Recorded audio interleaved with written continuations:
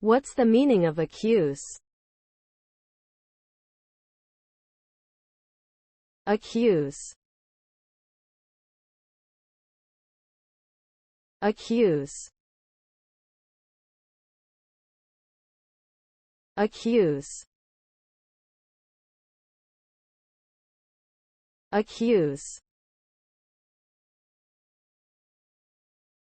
Accuse.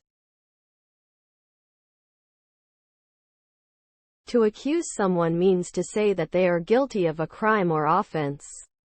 It is a serious allegation that can have a significant impact on the person's life.